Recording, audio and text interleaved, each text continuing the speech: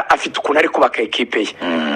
Ikipe igomba kuba ari ikipe igumana umupira, ikipe igomba kuba ari ikipe yataka, ikipe igomba kuba ari ikipe itafite biriya bintu byo gufata igipira ngo abaniseti biri mu bintu bikora bagure y'igihugu bakreya bashobora creer ama chance, bashobora kudebloka ama situation ari offensive, abakinnyi bashobora nyine kurema amahirwe y'ibitego. Ariko niba equipe nationale turababura cyane. Keva Kaba nawe akina 10, Keva Kaba yarakoze muri match 8 zose zabanje kuri uyu mutoza. Ntiwavuga ngo ndahita nkuramo Keve ngo mite nzana aniseti ngo dusa n'abatangiye guforma ibintu bishya. Donc twari tugifite cya kintu kivuga ngo ikipe yacu iri gutsinda cyangwa iri kwitwara neza, nta mpamvu cyane ko yari yarabuze Hakim Saha, yari yarahamagaye Hakim Sahabo, nta kibazo kirimo. Kwizigina nagira ngo tuze kujya mu makuru utubwiye noneho no mu kibuga gatoya. Mu kibuga mu by'ukuri Benin mu mikino twakinnye cyangwa se niheruka ntabwo yari akadutsinze gutya, nubwo nabonye mu mibare maze kudutsinda byibuze ibitego 3 inshuro zishyika muri 3 cyangwa 4, ariko bijyanye n'umusaruro w'Amavubi byibuze last 3 matches mu mikino 3 uko twari twaritwaye, abantu baravuga ati Benin yadutsinda bitatu, yadutsinda 2-1, yadutsinda 1 ku busa.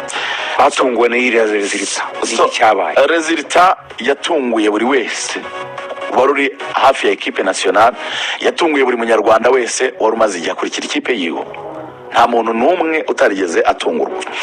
The expectations ibyo abantu bari biteze ku ikipe y'igihugu y'u Rwanda Amavubi byari byinshi cyane, ndetse nabyo byazamuye icyo bita confidence mu bakinnyi no muri groupe muri rusange, bose babonaga bafite icyizere. Cyari gishingiye ku kirigana, cyari gishingiye kuri forme n'umukino waherukaga wahuje u Rwanda n'ikipe ya Nigeria. Harimo ibintu bibiri kuri match ya Nigeria n'u Rwanda. U Rwanda rwafataga amakipe bagomba gukina bakayashyira kuri balance. Benin ntabwo ingana na Nigeria. Amavubi abakinnyi bayo baravuga bati niba twatanze performance nziza ku ikipe ya Benin ya Nigeria ntidutsinde, sibyo ifite abakinnyi b'abastari baremereye kurenza ba Benin. Nigeria iheruka kunyagira Benin bitatu.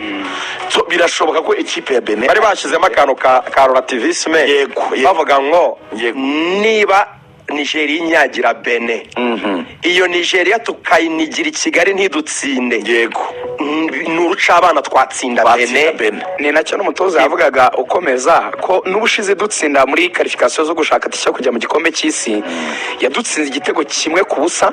Ariko umutoza yaravuze ati ni igitego navuga ngo babonye kuri set pieces ku mupira w'umuterekano, ntabwo yigeze indusha mu buryo bw'imikinire, yagiye dutsinda cyane. Yarabati rero igihe cy'uko nyatatse ntayitsinda.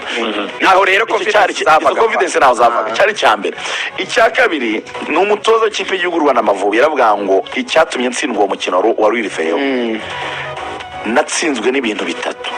Ngiye kuvuga ku bakinnyi batatu. Uwa mbere ni Raphael York. Umutoza w'ikipe y'u Rwanda Amavubi yaravuga ngo Raphael York yaje gukina iyi match ya Benin azi ko atari fit 100%, aza akererewe. Natwe ntitwabona umwanya wo kumwasesinga ngo tumenye ko kuko atameze neza.